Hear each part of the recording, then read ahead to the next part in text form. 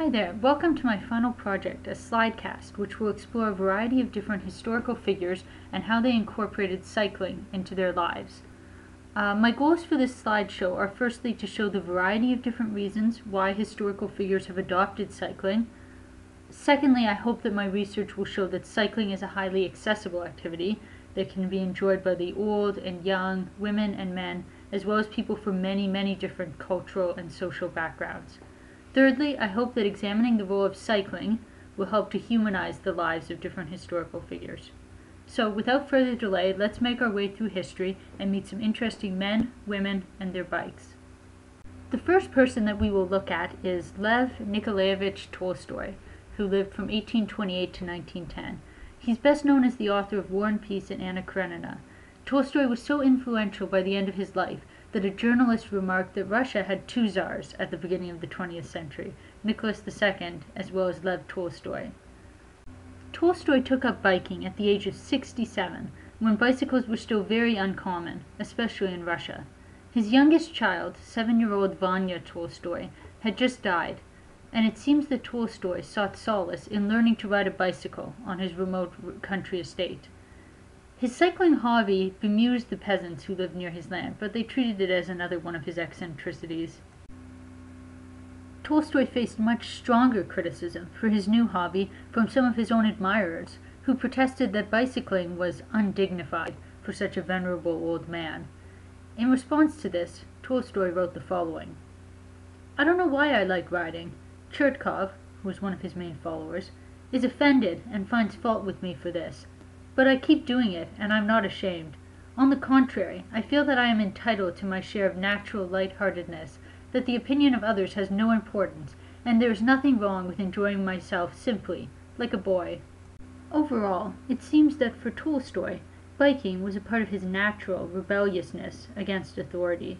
It was also about maintaining health in the midst of old age and terrible grief at the loss of his son.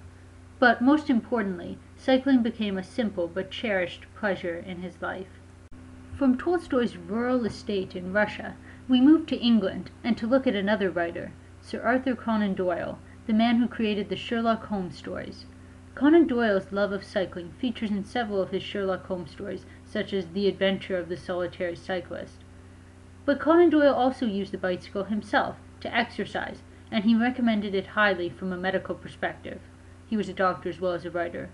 Finally, Conan Doyle experimented with a tandem bike, which he could ride along with his wife, Louise, who was ill with tuberculosis and benefited from the outdoor air. However, it seems that bicycling was more than just a health habit or literary inspiration for Conan Doyle. Rather, it was an activity that he revered as life-affirming. Conan Doyle was famously quoted in the Scientific American in 1896, saying the following: "When the spirits are low, when the day appears dark, when work becomes monotonous, when hope hardly seems worth having, just mount a bicycle and go out for a spin down the road without thought on anything but the ride you are taking." Turning our attention now to India, and more specifically to Mahatma Gandhi, it is clear that he was also a committed bicyclist.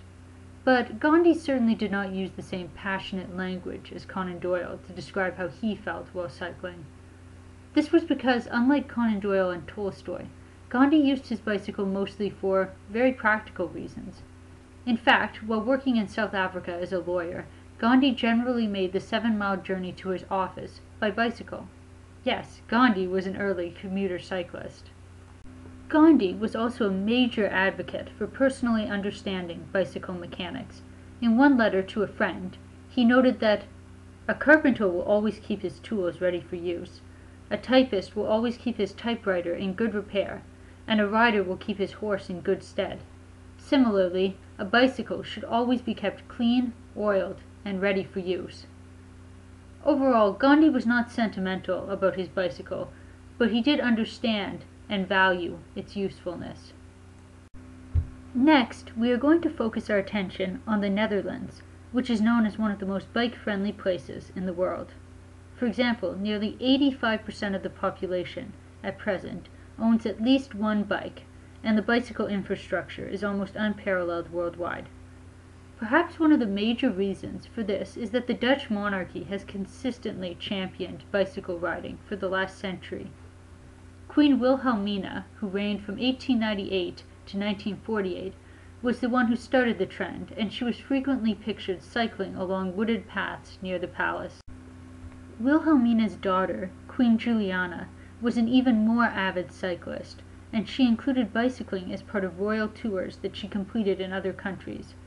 Her cycling habits made her more accessible, as well as more sympathetic to her people, and the term bicycle monarchy was coined to describe the more laid-back Dutch monarchy, which cycled more often than they rode in royal carriages, for example. The tradition of the Dutch bicycling monarchy continues today with Queen Beatrix and with her heir apparent, Prince Willem-Alexander, as well as his 3 daughters. For the last 3 Dutch queens, cycling has been about connecting to people and creating new traditions. Their actions make it unsurprising that the Dutch people have successfully developed a national bike culture. The final cyclist that we will be looking at is an American, the writer Ernest Hemingway. Hemingway was an avid outdoorsman who fell in love with cycling as a young man and also enjoyed watching professional races. Like Conan Doyle, he was able to incorporate cycling into his writing on many occasions.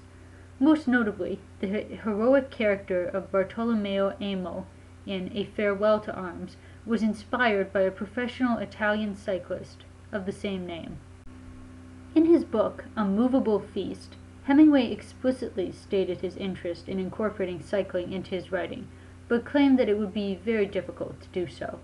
He noted that, "I have started many stories about bicycle racing in particular, but have never written one that is as good as the races are themselves, both on the indoor and outdoor tracks." Hemingway was also famous for his love of exploring the countryside of various European countries on his bicycle. He very famously remarked that it is by riding a bicycle that you learn the contours of a country best, since you have to sweat up the hills and coast down them. Thus you remember them as they actually are, while in a motor car only a high hill impresses you, and you have no such accurate remembrance of country you have driven through as you gain by riding a bicycle. In general, for Hemingway, cycling was an exciting way to explore and to exercise. It was also an entertaining event to watch, and the toughness of professional cyclists inspired him in his literary work. These people, Tolstoy, Conan Doyle, Gandhi, Queens Wilhelmina, Juliana, and Beatrix, and Hemingway, truly show the diversity of cyclists and the variety of different reasons that inspire people to take up cycling. There are many other interesting stories about historical figures and their bikes, and I would encourage you to learn more about it. I guarantee that you will have a greater understanding for these historical figures as well as a greater appreciation for your bicycle. That's all for now. Thanks so much for watching.